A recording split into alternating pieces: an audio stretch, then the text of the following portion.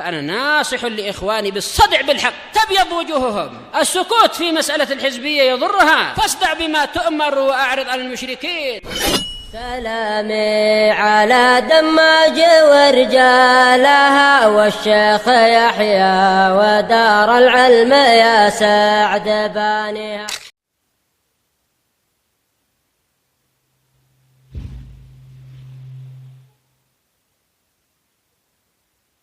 بسم الله الرحمن الرحيم. الحمد لله حمدا كثيرا طيبا مباركا فيه كما يحب ربنا ويرضى. أشهد أن لا إله إلا الله وحده لا شريك له وأشهد أن محمدا عبده ورسوله نبي الله وخليله صلى الله عليه وعلى آله وسلم تسليما مزيدا لا نبي بعده. إخواني في الدين وأخواتي في الله أعزني wa'azzakumullahu jami'an barakallahu fiikum. Kita lanjutkan bacaan berikutnya terhadap kitab Misbahul Khitam Syarah Umdatul Ahkam yang disyarah oleh Asy-Syaikh Zaid Al-Usabi astabahullah. Sekarang kita akan lanjutkan halaman yang ke-61. Halaman 61. Qala al-mu'allif astabahullah hukmu takhlilil asabi'il yadain wa rijlain. Kita masih bahas seputar wudu. Apa hukumnya menyela-nyela jari jemari tangan dan jari jemari kaki? Biasanya kalau kita wudu kan kita sela-sela ini ya, kita dorong-dorong pakai jari jemari tangan kita atau saling menyela-nyela. Ini hukumnya bagaimana? Wajib atau sunnah? Nah, kita lihat. Kata beliau, lam ya'ti dzikru takhlil asabi' fi hadits Utsman wala hadits Abdullah bin Zaid alladaini dzakarahuma al-mu'allif. Di dalam dua hadis Utsman dan hadisnya Abdullah bin Zaid yang kedua-duanya disebut al-mu'allif, itu tidak datang penyebutan menyela-nyela jari jemari tersebut. Terus bagaimana? Ada hadis yang lain. Wa inna ma jaa min haditsil Laqit bin Sabirah radhiyallahu anhu. Hanya saja hal itu datang dari hadits Laqit bin Sabirah radhiyallahu anhu. Anna Rasulullah sallallahu alaihi wasallam qaal, bahwasanya Rasulullah SAW berkata, asbighil wudu, sempurnakanlah wudu kalian. Asbigh itu sempurnakanlah. Sempurnakanlah wudu kalian, wa khallil bainal asabi', dan sela-selalah antara jari jemari. Tahu yang menyela-nyela ya, paham ya? Nah. Wa baligh bil istinsyaq illa an takuna sha'iman. Dan bersungguh-sungguhlah kamu dalam istinsyaq, memasukkan air dalam hidung. Kecuali kalau kamu dalam keadaan puasa. Jadi walaupun puasa tetap istinsyaq, cuman jangan terlalu dalam kalau puasa. Khawatir air itu nanti terlalu dalam akhirnya masuk ke tenggorokan, sampai ke tenggorokan. Paham? Istinsyaq na'am tetap, cuman agak biasanya terlalu dalam, ini diturun dikit. Dipahami ya? Apalagi ini kita sudah menjelang bulan Ramadan kan? Bukan berarti enggak istinsyaq. Istinsyaq na'am, cuman jangan terlalu dalam. Kalau terlalu dalam, khawatir air tadi sampai ke tenggorokan sehingga khawatir nanti terminum. Dipahami? Nah, syahidnya mana tadi? Wa khallil bainal asabi' syahidnya. Dan sela-selalah antara jari jemari. Akhrajahu Abu Dawud, Tirmidzi wa ghairuhum. Hadis ini diriwayatkan Imam Abu Dawud, Tirmidzi dan juga selain keduanya. Wa sanaduhu sahih, dan sanad sahih. Wa huwa fi sahih Musnad li Syekhina Muqbil Al-Wadi'i. Kata Syekh Zaid Al-Usabi, yang mana hadis ini disebutkan dalam Sahih Musnad karya Syekh Muqbil bin Hadi Al-Wadi'i rahmatullahi alaihi. Wa takhlil asluhu, ini biar tahu artinya. Takhlil itu aslinya adalah minat takhallul baina syai'ain. Jadi makna asal takhlil itu adalah takhallul baina syai'ain, yaitu barakallahu fiik, memisahkan antara dua perkara. Itu aslinya. Oh ya, nah. Wal maksud huna, tapi yang diinginkan di sini ini yang penting. At-tafriju baina asabi', itu merenggangkan antara jari jemari.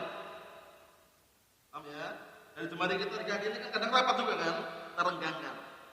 Menyela-nyela lah, paham insyaallah ya? Nah itu. Kata beliau, wa isalatul ma' bainaha, dan menyampaikan, mengalirkan air di antara sela-sela tadi. Terenggangkan kemudian mengalirkan air. biar air itu sampai gitu loh. Nah, nanti kita lihat bagaimana hukumnya. Amma hukmul mas'alah, adapun hukum permasalahan ini, fal qaul awal, pendapat pertama ini yang kuat, yustahabbu sunnah takhlilu asabi'il yadain wa rijlain fil wudu. Disunnahkan menyela-nyela jari jemari tangan dan jari jemari kedua kaki ketika wudu. Sunnah nanti enggak wajib ya. Wa huwa madhhabul Hanafiyah wa Syafi'iyah wal Hanabilah. Ini pendapat Hanafiyah, Syafi'iyah dan Hanabilah. Al-qaul tsani, pendapat yang kedua, yajibu fil yadain sunnatan fil rijlain. Nah, dirinci pendapat kedua.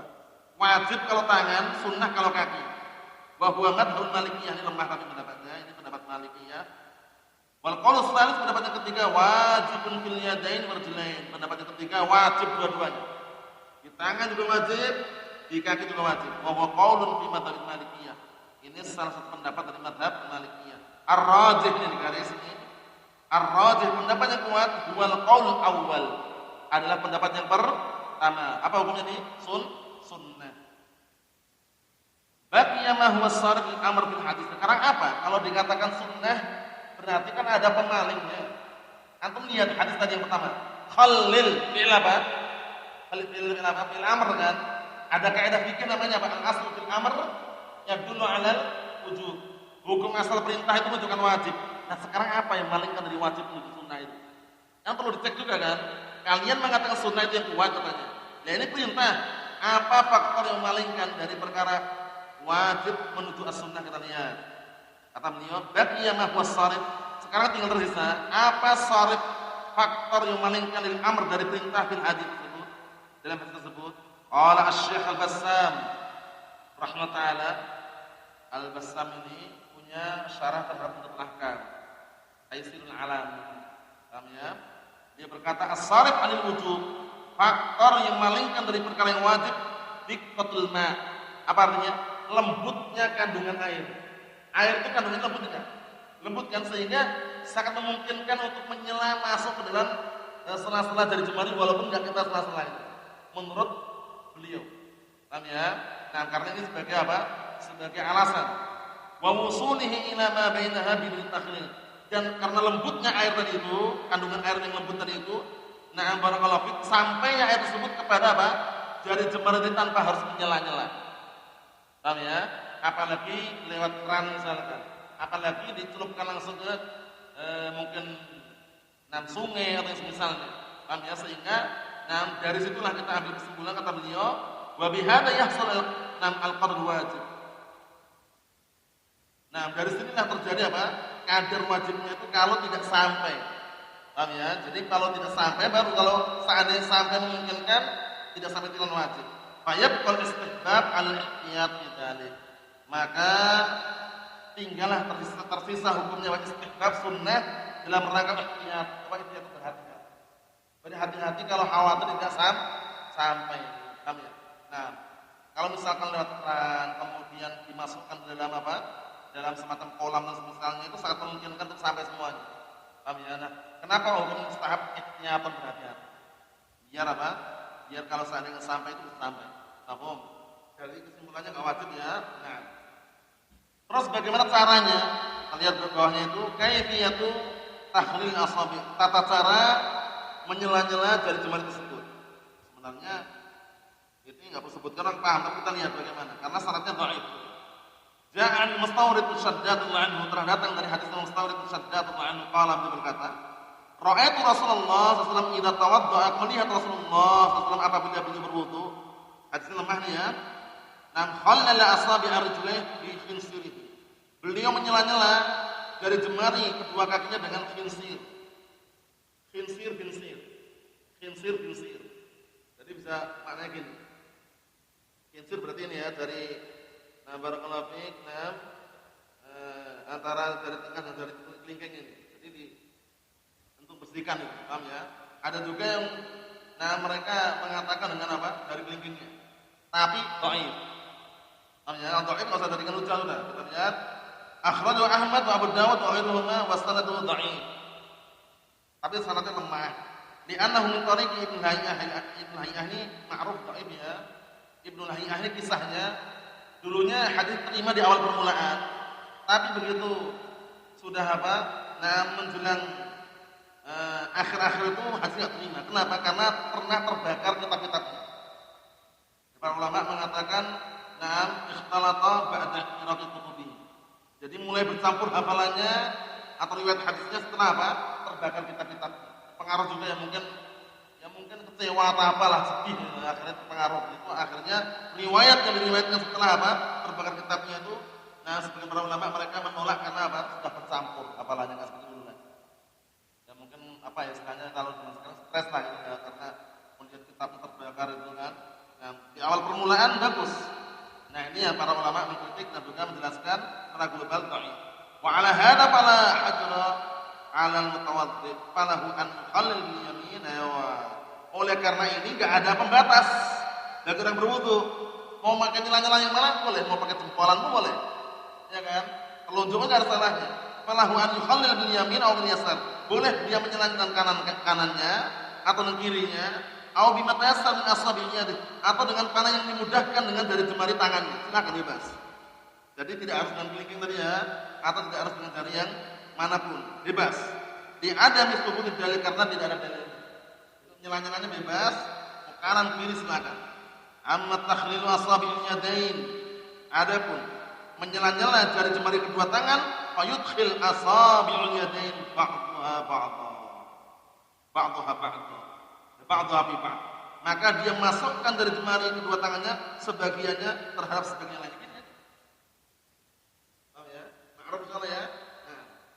La li'annahu warada bidzalika dalil, bukan karena ada dalilnya.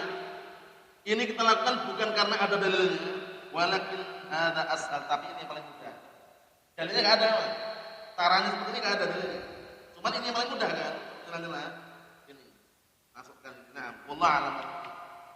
Kesimpulannya tadi sunnah. Caranya bebas.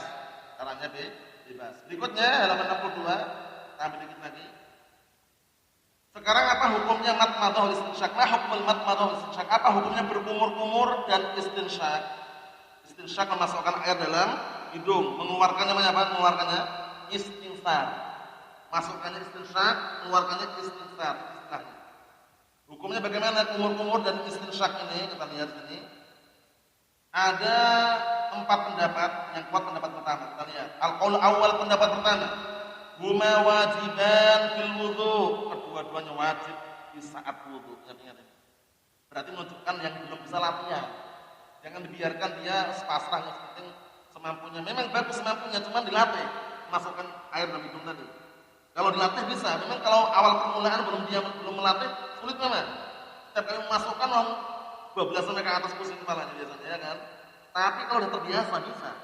Paham ya? Dikit aja. Keluarkan lagi nanti. Kita lihat ini. Dua-duanya wajib. Kumur-kumur wajib, istinsyak juga wajib. Wal ghusl minal janabah. Dan juga apa? Nah, barakallahu fiik. Dua-duanya juga wajib ketika mandi janabah. Jadi mandi janabah ini kalau seandainya dia mandi sunnah, kalau mandi biasa enggak harus. Karena enggak ada khilaf apa. Mandi janabah 2 cara kan? Mandi yang sunnah ada kumur-kumur, ada istinsyak seperti orang wudu itulah. Nah, kalau wudu aja wajib, otomatis wudu ketika mandi janabah itu wajib. Maksudnya apa? Memasukkan air dalam hidung dan juga kumur-kumur tadi. Karena untuk mandi janabah sendiri ada yang namanya mandi ijzah, mandi sah. Mandi sah itu mandi biasa, biar semuanya cuma niatnya beda. Itu sah juga. Apakah mandi yang biasa itu juga tidak perlu wudu lagi? Kita katakan na'am. Secara global kalau mandi janabah ini kan menghilangkan hadas apa? Akbar. Kalau yang akbar ada hilang, otomatis yang asghar. Baik itu mandi sunnah atau mandi biasa. Karena mandi biasa sah juga kalau niatnya mandi janabah. Terpahami? Nah, cuman caranya berbeda. Terpahami? Jadi kata beliau, dua-duanya wajib, kumur-kumur wajib, istinsyak juga wajib ketika wudu dan ketika mandi janabah. Wa huwa qaul Ibnu Mubarak wa Ibnu Abi Laila wa Hammad wa Ishaq wal masyhur an Ahmad wa riwayah an Atha. Ini pendapat beberapa ulama tadi. Al-qaul tsani pendapat yang kedua, al-istinsyak wajibun fil wudu wal ghusl dunal matmadah. Dirinci. Kalau kedua, istinsyaknya wajib ketika wudu dan ketika mandi tanpa kumur-kumur. Berarti kumur-kumurnya enggak wajib dulu. Al-qaul tsani pendapat yang ketiga, al-matmadah wal istinsyak sunnatun fil wudu wal ghusl. Sunnah. Pendapat yang ketiga, kumur-kumur dan juga masukkan air dalam hidung itu cuma sunnah ketika wudu dan ketika mandi. Al-qaul rabi', pendapat yang keempat, wajiban fil ghusl dunal wudu. Pendapat yang keempat mengatakan kumur-kumur dan memasukkan air dalam hidung istinsyak itu wajib ketika mandi, adapun ketika wudu tidak wajib. Wa kullu qaulin min hadhil aqwal qala bihi jam'un min al-'ilm. Masing-masing pendapat ini 1 2 3 4 ini telah diucapkan sekumpulan dari kalangan ahli ilmu. Ar-rajih yang kuat ini, ar-rajih pendapat yang kuat, huwal qaul awal pendapat pertama. Wa annahuma wajiban fi taharatain. Bahwasanya kedua-duanya wajib di dalam dua bersuci tadi. Ketika wudu dan ketika mandi janabah. Mandi janabah yang sesuai dengan sunat tadi ya. Kalau mandi janabah yang biasa ya enggak perlu kumur-kumur. Niatnya berbeda. Bisa dipahami enggak? Jadi mandi janabah ada berapa cara? 2 cara. Cara yang sunnah harus wudu seperti orang wudu itu, cuman bibir kakinya nanti terakhir. Paham ya? Nah, cara mandi yang biasa itu kurang mandi itu bibir semuanya, cuman niatnya beda. Paham ya? Nah, qala Ibnu Qudamah rahimahullah ta'ala li anna kulla man wasafa wudu'a Rasulillah sallallahu alaihi wasallam mustaksiyan. Berkata Ibnu Qudamah rahimahullah ta'ala, dikarenakan setiap orang yang mensifatkan wudu'nya Rasulullah sallallahu alaihi wasallam mustaksiyan, sangat sulit. Nah, dzikra untuk menyebutkan annahu tamatmata wastansyaqa. Bahwasanya beliau apa? Nah, barakallahu fiik, kumur-kumur dan juga apa? Istansyaqa istansyak. Maksudnya bagaimana maksudnya barakallahu fiik? Nah, dalilnya itu hampir semuanya itu menjelaskan seperti itu. Rasulullah ketika apa? Ketika wudu berkumur-kumur beristinsyak, sehingga sangat sulit kalau seandainya apa? Kalau seandainya dikatakan itu Rasulullah tidak melakukannya. Dipahami? Nah, wa mudawamatuhu alaihima, dan terus-menerusnya Rasulullah melakukan hal tersebut tadullu ala wujubihima, berarti wajib, menunjukkan wajib keduanya. Dipahami? Nah, jadi hampir semuanya itu yang menyebutkan hadis tadi itu ya, mengenai sifatnya wudhunya Rasulullah SAW itu mustaksiyan, menyebutkan juga, menceritakan juga, mengisahkan juga penyebutan bahwasanya Rasulullah itu apa? Kumur-kumur dan juga istinsyak. Paham? Li'anna fi'lahu yasluh an yakuna bayanan wa tafsilan wudhu al-ma'mur bihi fi kitabillah. Karena bisa jadi perbuatan yang Rasulullah lakukan tersebut itu sangat apa? Yasluh, sangat pantas dikatakan apa? Sebagai penjelas dan rincian terhadap wudhu yang diperintahkan dalam Al-Qur'an Karim. Qultu yang terakhir perhatikan.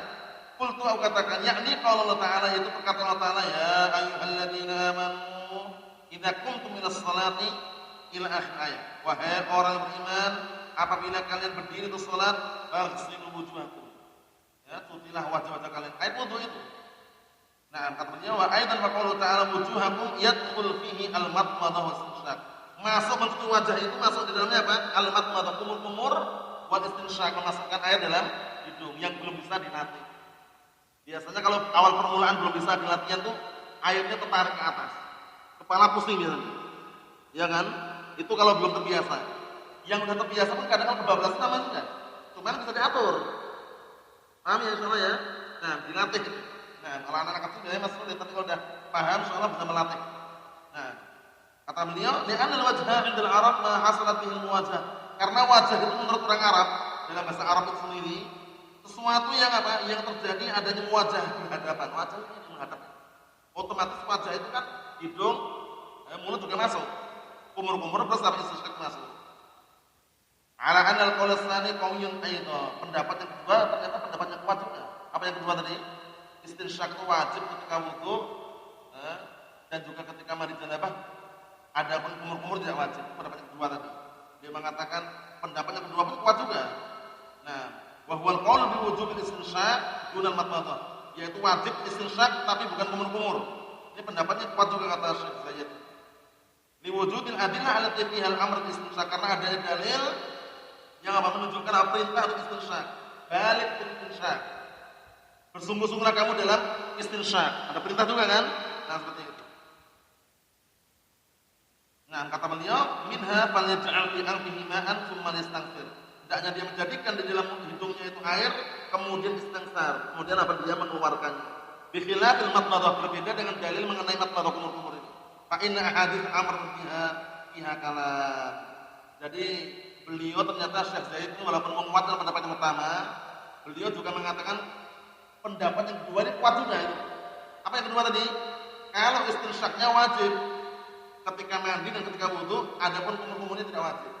Karena dalil mengenai kumur-kumurnya bikhilafil madmadah, berbeda dengan dalil mengenai kumur-kumur. Fa inna ahaditsul amr biha fiha kalam. Karena sesungguhnya hadis mengenai perintah berkumur-kumur itu ada apa? Ada kritikan, artinya gitu. Ya, kalamnya ada kritikan sehingga tidak semuanya murni sahih. Ada kritikan. Oleh karena itu kalau kita telusuri Syekh Zaid masih apa? Masih cenderung dengan pendapat yang kedua ini. Kuat juga pendapat yang kedua ini. Walaupun dia menguatkan pendapat pertama, pendapat yang kedua kuat juga. Maksudnya yang wajib itu istinsyaqnya, namanya kumur-kumurnya tidak sampai wajib. Karena dalilnya pihak kalam. Dalil-dalil hadis-hadisnya itu ada apa? Ada kritikan dalilnya. Paham? Nah, perlu dicek ulang lagi kata beliau. Sehingga kesimpulannya, kalaupun taruhlah tidak sampai berkumur-kumur kemudian langsung istinsyaq, itu tidak apa? Tidak mengurangi keabsahannya. Paham? Tapi dengan pendapat yang beliau kuatkan pertama tadi, dua-duanya harus dilakukan. Wallahu a'lam bishawab yang kita ambil dan berikutnya pada pertemuan akan datang insyaallah taala.